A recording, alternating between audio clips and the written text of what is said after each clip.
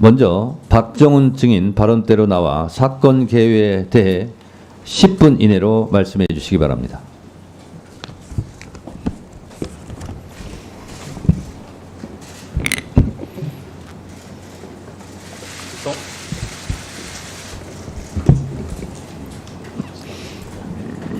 존경하는 국민 여러분, 저는 전 해병대 수사단장 박정훈 대령입니다. 오늘 저는 무거운 마음으로 이 자리에 섰습니다. 너희 죽음에 억울함이 남지 않도록 하겠다. 책임 있는 자에게 반드시 책임을 묻겠다. 이 말은 제가 고 최수근 시신 앞에서 다짐하고 약속한 말입니다. 시간은 무심하게 흘러 다음 달이면 최상병이 사망한 지 벌써 1년이 됩니다. 사건의 실체 진실은 규명되지 않고 있고 책임자 처벌은 요원하기만 합니다. 최근 최수근 상병 어머니의 편지를 보고 하염없이 눈물을 흘리며 죄송한 마음이 들었습니다. 누가 내 아들을 구명조끼 없이 물에 들어가게 하였는가? 누가 그 세찬 물살에 장화를 신게 하였는가? 편지 속 어머니의 질문은 작년 7월 28일 제가 남원에서 유가족 대상 수사 결과를 설명하였을 때 하신 말씀과 같습니다. 1년이 가까이 지났는데 아직도 어머니는 똑같은 질문을 하고 계시고 그 질문에 답하지 못하는 현실에 죄송하고 또 죄송합니다. 존경하는 국민 여러분, 작년 7월 19일 한 해병 병사가 순직하였습니다. 그는 우리 모두 알고 있는 최수근 상병입니다. 사고 발생 즉시 저는 해병대 수사단 소속 수사관들과 함께 낮과 밤을 가리지 않고 혼신을 다해 수사를 했고 그 결과를 해병대 사령관에게 보고하였습니다. 평소 같으면 수사단에서는 수사 결과를 해군수사단 및 국방부 조사본부로 보고하고 관련 사건 기록 일체를 관할 경북경찰청으로 넘겼을 것입니다. 하지만 해병대 사령관은 1사단장 보직 교대가 필요하다고 판단하고 그에 앞서 저에게 수사 결과를 직접 총장 및 장관께 보고하라고 지시했던 것입니다. 실제로 7월 30일 16시 30분경 장관 보고 시 제가 먼저 수사 결과를 보고하고 당시 배석하였던 모든 인원들이 밖으로 나간 후 약 15분간 사령관이 장관을 독대하면서 사단장 후속 인사 등에 대하여 보고하였습니다. 보고는 순조롭게 마쳤고 이제 절차대로 언론 브리핑, 사건 서류 이첩만 하면 되었습니다. 하지만 7월 31일 12시경 장관 보고 후 하루도 지나지 않아 언론 브리핑이 취소되고 모든 것이 혼란스럽게 되었습니다. 그리고 이전에는 알지 못했던 국방부 법무관리관이 저에게 전화하여 사건 인계서를 보내라, 죄명, 혐의자, 혐의 내용을 빼라, 수사라는 용어를 사용하지 마라 라는 등 이해할 수 없는 말을 하였습니다. 사령관 역시 혼란스러워하였습니다. 그런 사이 같은 날 17시경 사령관이 저를 집무실로 불렀습니다. 제가 사령관에게 물었습니다.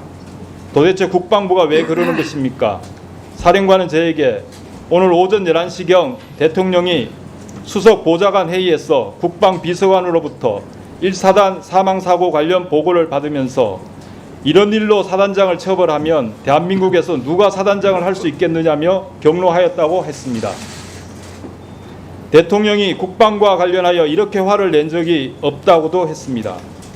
그래서 제가 사령관에게 대통령께서 잘못 보고받으신 것 같습니다. 왜 사단장을 처벌하려는 것인가 라는 질문이 맞는데 왜가 빠진 것 같습니다. 제가 국방부에서 지시하는 대로 하였을 때 예견되는 문제점을 정리하여 보고드리겠습니다 라고 하였습니다.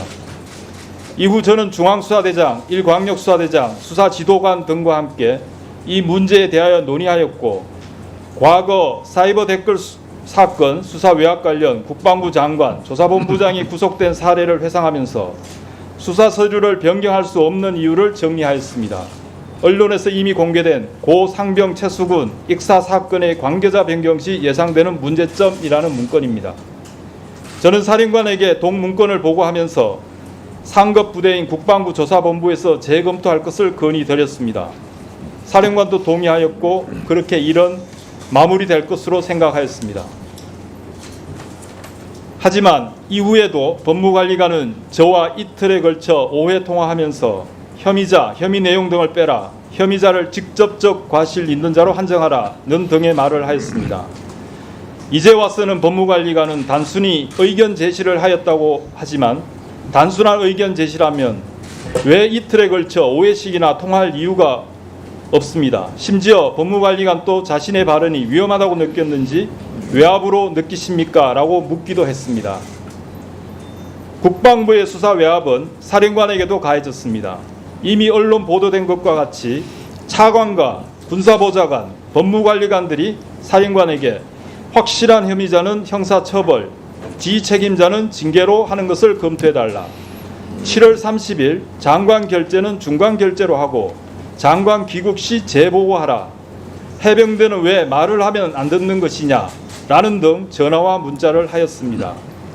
저는 사령관에게 수사서를 축소 왜곡하는 것은 대단히 위험한 일이고 직권남용으로 처벌받을 수 있다. 계획된 대로 경찰에 이첩하여야 한다고 수차례 건의드렸습니다. 이제 와서 생각해보니 사령관은 수사서류를 변경하라고 하자니 직권남용이 되고 그렇다고 국방부 지시를 거부하자니 항명이 될 것 같아 이러지도 못하고 저러지도 못하고 고민만 했던 것 같습니다. 군사법정에서 사령관은 7월 31일부터 이틀에 걸쳐 3차례 이첩 보류 명령을 하였으나 제가 이를 거부하였다고 합니다. 도대체 군에서 상관이 동일한 명령을 3차례 내린 이유가 어디에 있습니까? 백보양보하여 사령관이 이첩 보류 명령을 내렸고 제가 순응하지 않았다면 사령관은 저를 직무 배제하든지 적절한 지휘 조치를 하여야 하는 것이 사리에 맞는 것 아니겠습니까? 이런 답답한 상황은 계속 이어졌고 8월 2일 10시경 저는 사령관 집무실로 가서 최종적으로 제가 책임지고 이첩하겠다고 보고하였고 같은 날 10시 30분부터 경북경찰청으로 사건을 이첩하였습니다. 이후 언론 보도와 같이 저는 보직 해임되었고 집단 항명 수개, 구속영장 청구 등을 거쳐 현재 기소되어 군사재판을 받고 있습니다. 존경하는 국민 여러분, 저는 현재 사령부로부터 약 4km 떨어진 독립수경지 사무실에 격리되어 11개월째 아무런 임무 없이 출퇴근만 하고 있습니다. 모든 업무로부터 배제되고 부하들과의 자유로운 접촉도 차단된 상태입니다. 한 개인이 국가 권력을 상대로, 그것도 최고 권력을 상대로 이렇게 버틴다는 것은 기적 같은 일입니다. 매일 죽음 같은 시간을 보내면서도 제가 참고 견딜 수 있는 힘은 오로지 국민 여러분들의 지지와 응원이 있기 때문입니다. 이 자리를 빌려 진심으로 감사드립니다. 또한 저 멀리 백령도에서 김포, 포항 및 제주도까지 전후방 각지에서 자신보다 해병대와 국가를 위해 헌신하는 대다수 해병대 전우 여러분들께 진심으로 죄송한 마음을 전합니다. 본의 아니게 해병대 명예가 실추되고 국민들로부터 조롱거리가 되는 모습에 너무 가슴이 아픕니다. 제가 사랑하고 청춘을 보낸 해병대가 어쩌다가 이렇게 되었는지 감히 국민 여러분께 청원합니다. 제가 아는 대한민국 해병대 대다수 지휘관들은 자신의 안위보다 부하를 살피고 솔선수범하며 책임을 다하는 충성스러운 해병들입니다. 부디 정의로운 해병대가 제자리를 찾도록 격려와 응원 부탁드립니다. 끝으로 한 말씀만 더 드리겠습니다. 이번 사건은 단순히 한 병사의 죽음에 대한 문제가 아닙니다. 내가 80평생을 살아보니 힘 있는 놈들 다 빠져나가고 힘 없는 놈들만 처벌받더라. 이 말씀은 수근이 할아버지가 수사 결과 설명을 하던 저에게 하신 말씀입니다. 마치 성견 지명이 있으신 것처럼 대한민국은 법치국가입니다. 법 앞에 모든 국민은 평등합니다. 부유하든 가난하든 힘이 있든 힘이 없든 국민 모두는 법 앞에 평등하여야 하고 그것이 정의라고 생각합니다. 제가 할아버지에게 이런 약속을 드렸습니다. 비록 제가 수사 종결권은 없지만 제 손을 떠나기 전까지 오늘 설명드린 대로 이루어지도록 하겠습니다. 지금 또 하나밖에 없는 장손자를 잃고 억장이 무너진다는 할아버지의 눈빛을 잊을 수가 없습니다.